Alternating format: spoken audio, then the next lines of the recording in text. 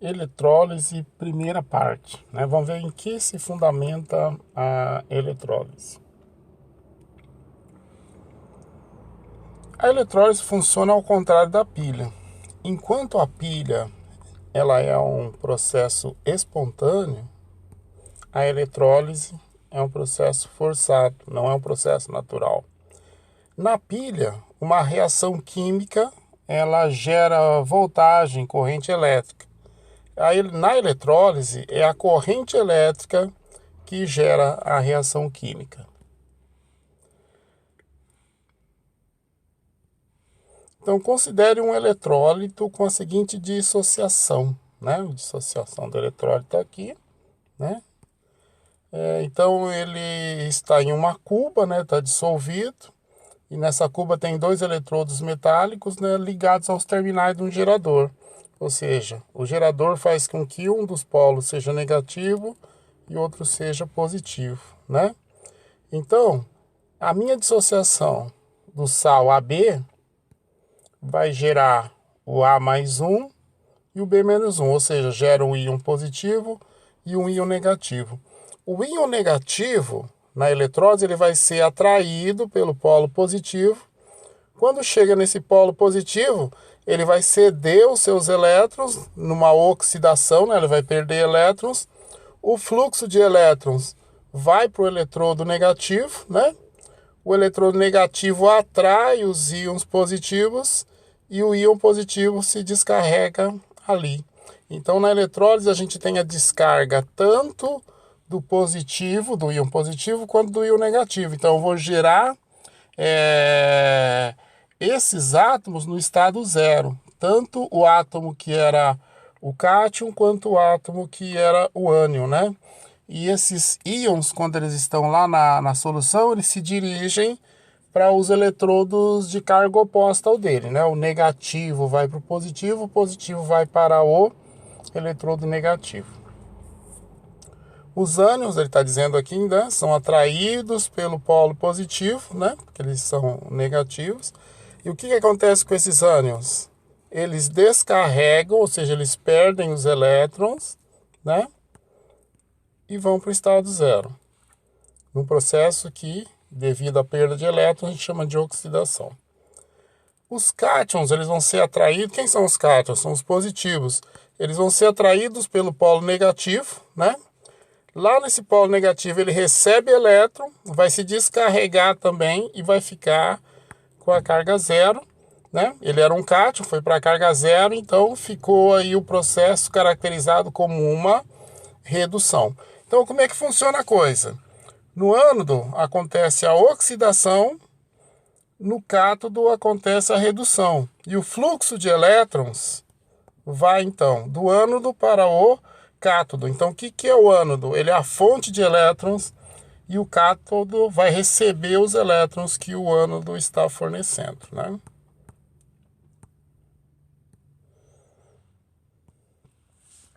Resumindo tudo, a gente tem que na eletrólise os dois íons que estão em solução, tanto positivo quanto negativo, eles se descarregam.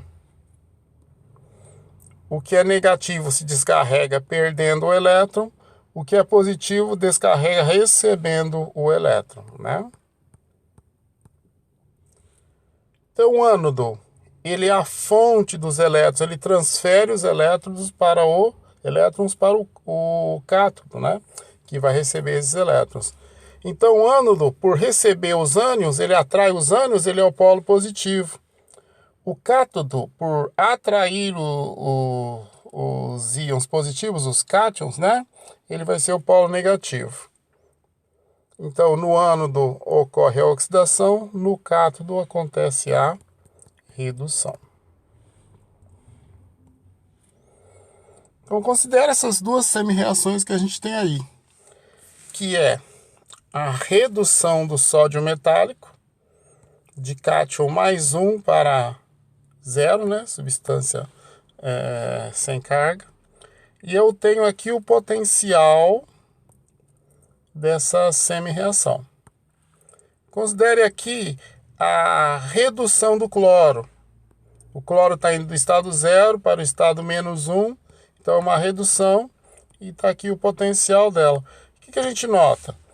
A redução do cloro, ela tem um potencial mais elevado, né? Mais positivo do que a redução do sódio. Então, o que a gente faz aqui? A gente vai manter a equação que tem um potencial mais positivo e vai inverter a que tem o potencial mais negativo. Então, a que tem o potencial mais negativo é a do sódio. Então, a gente vai inverter. Então, a gente tem essa equação escrita ao contrário aqui. Como ela está escrita ao contrário, a gente inverteu o potencial dela, né? E a gente manteve a reação de redução do cloro. Então, o que a gente acabou montando aqui? Claro que a gente fez aqui um balanceamento, né?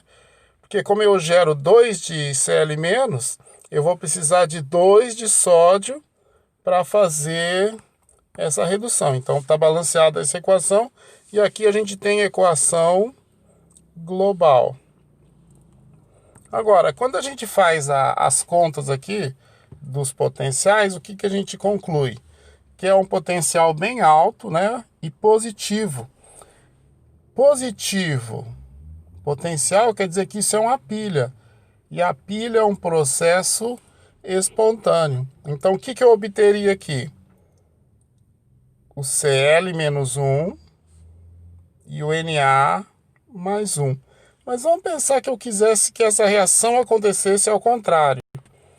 E já que do jeito que ela está, ela é um processo espontâneo, o contrário dele seria um processo não espontâneo. Então, isso que a gente mostrou aqui é uma pilha, o processo ao contrário seria não espontâneo e seria uma eletrólise. Então, ela teria um potencial, a gente inverteria o sinal, né? Então, o que era 4,07 positivo seria menos 4,07, ou seja, não pode ser uma pilha, não pode ser um sistema espontâneo, então eu vou ter que fornecer a energia necessária para essa transformação acontecer, né? E eu preciso também que os íons que vão participar do processo, eles sejam móveis, né? Então eu tenho duas maneiras de fazer isso. Eu posso dissolver o NaCl sólido em água e vou obter Na+ aquoso e Cl- aquoso, né? Está dissolvido. Ou então posso pegar esse NaCl sólido, aquecer, até que ocorra a fusão. E eu vou ter então uma mistura de íons positivo e negativo, Na+ e o Cl-, líquido, sem a presença de água. Obviamente esse processo, o segundo processo aqui, ele é mais caro. Então seria bem melhor fazer esse tipo de reação de acordo com a primeira linha aqui das duas, que a gente vai ter uma dissolução, que é um processo mais barato para dar a mobilidade para esses íons, né? Mas será que dá certo? Na eletrólise em solução aquosa, além dos íons fornecidos pelo sal que eu dissolvi, né, o composto iônico, haveriam os que vêm da dissociação da água. A água dissocia dando H+, e OH-. Então a gente pode escrever dessa primeira forma aqui, ou pode escrever dessa forma aqui, considerando que o H+, que foi perdido pela molécula de água, se liga numa outra molécula vizinha e forma o íon H3O+1. Mas os tratamentos fazendo isso com essa equação ou com essa aqui, a gente vai obter resultados análogos, né? Então quer dizer que as moléculas de água, por serem polares, elas também vão participar de processos de oxidação e redução lá na eletrólise. Então a gente tem que considerar esses íons que vêm da dissociação da água no processo de eletrólise. O íon OH-1 vai sofrer essa reação aqui. Eu preciso de 2 unidades dele, 2 mols, para dar 1 mol de água e meio mol de O2, né? E ainda 2 elétrons. Aqui a gente sai. Por que a gente tem aqui uma uma reação de oxidação, porque o oxigênio está saindo aqui do NOx-2 e está indo para NOx0 aqui como substância simples. Então, essa reação competiria com os íons negativos presentes numa eletrólise aquosa. E lá na redução eu teria quem? H+, recebendo elétrons para formar o H2. Como tem que formar o H2, eu vou precisar de 2 de H. Para 2 de H, eu preciso de 2 de elétrons, né? Então, eu tenho essa redução, porque ele está indo de um NOx mais 1 para NOx0 como substância simples. E esse H+, ele vai competir, então, na eletrólise em fase aquosa com os íons positivos presentes lá na solução, né? Agora, como é que fica a prioridade? Então, se eu colocar aqui, ó, a gente está vendo aqui que para a direita a facilidade de descarga aumenta, né? A facilidade de descarga crescente. Quem é que na presença do H+ consegue descarregar? Toda essa turma aqui, ó. Quem não consegue descarregar? Metal alcalino terroso, ou seja, família 1A, família 2A e o Al+3, que é o íon alumínio. Então, sempre que eles estiverem em solução, pessoal da esquerda do H aqui, eles não descarregam. E quem que vai descarregar no lugar dele? O H+. Sempre que eu tiver um outro íon que não seja metal alcalino terroso ou alumínio mais 3, esse íon é que vai descarregar como positivo. E nesses casos, o hidrogênio mais 1 não vai. Analogamente falando, e no caso dos íons negativos, eles competem com o íon OH. Quem que não reage? Íon oxigenado, né? Ânion oxigenado e o F-1. Eles nunca vão descarregar na presença do OH-. Já outros ânions, os não oxigenados e o HSO4-1, né, que é o hidrogênio sulfato, eles são os íons que na presença do OH- conseguem ter prioridade em relação a ele e vão sofrer a descarga. Então vamos voltar lá, exemplificando essa situação de competição na eletrólise do NaCl que a gente estava falando. Então, quem são os cátions presentes? Coloquei em água o NaCl, tem o Na+1, né? E vou ter o Cl-1 presente vindo do sal, né? E da ionização da água, quem vai estar presente? O H+1 e o OH-1. Sempre vão estar presentes em soluções aquosas. Quando eu olho aquela prioridade de descarga e vou considerar o Na+1 e o H+1, o Na+1 e o H+1, quem que vai descarregar? Vai ser o H, o Na não vai descarregar. E quando eu considero o OH- e o Cl-, quem que vai descarregar? Vai descarregar o Cl- e o OH- não. Então, o que que a gente vai ter? A gente vai ter a seguinte situação. O H se descarrega formando H2.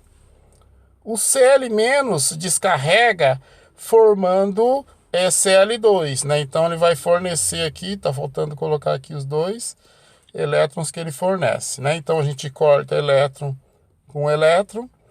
A equação global, então, a gente partiu de H+, e Cl- e vai chegar em H2, gás H2 e gás Cl2. Então, quem que foi descarregado nessa eletrólise? O H+ e o Cl-. Quem que ficou? Quem que permaneceu na solução? Permaneceu o Na+1 e o OH-1. Então, depois do processo encerrado, a gente vai ter que na solução eu posso obter o produto da ligação do Na+1 com o OH-1, que é o hidróxido de sódio. Então, nessa eletrólise aqui, eu poderia produzir gás Cl2, gás H2 e posso produzir como uma substância secundária o hidróxido de sódio, que é o NaOH, a partir dos íons que permanecem na solução, né? Quer dizer que se eu quiser fazer a eletrólise do NaCl e quiser que além do Cl o Na mais um também reajam, eu não posso ter isso na presença da água, então vai ter que ser a eletrólise ígnea. O que é eletrólise ígnea? É eu pegar o sal, a substância que eu quero fazer a eletrólise dela, aquecer, vai ser uma temperatura bem alta, e eu vou obter os íons em fase líquida, ou seja, se os íons estão em fase líquida, eles têm liberdade. Só que essa liberdade foi obtida a partir da fusão. Então eu não tenho a presença de água, não tem competição. O Na que não descarregava, o Na mais um, vai descarregar, e o Cl-1, que já na eletrólise aquosa descarregava, aqui vai descarregar também. Então é importante, eletrólise ígnea, eu aqueço o sal, aqueço o composto iônico, até que a mobilidade dos íons seja alcançada sem a presença de água. E eu não tenho competição. Só vai ter um íon positivo e só vai ter um íon negativo. Então são eles que vão descarregar. Então o Na mais um vai se transformar em Na no estado zero, né? A gente vai ter o Cl menos 1 se transformando em Cl no estado zero, que é o Cl2. Como tem que formar Cl2, eu preciso de 2 Cl, né? 2 Cl vão liberar 2 elétrons. Se o processo de oxidação libera 2 elétrons, eu vou ter que usar 2 elétrons lá na redução. Para 2 elétrons, eu preciso de 2 de sódio. Isso aí explica esse rearranjo que a gente fez nos coeficientes aí. E agora sim, eu vou poder ter a descarga do Na mais virando Na0, que não acontece em aquosa devido à competição com os íons da água, e vou obter o Cl2, né, que ele já era obtido na eletrólise aquosa e aqui também vai ser obtido.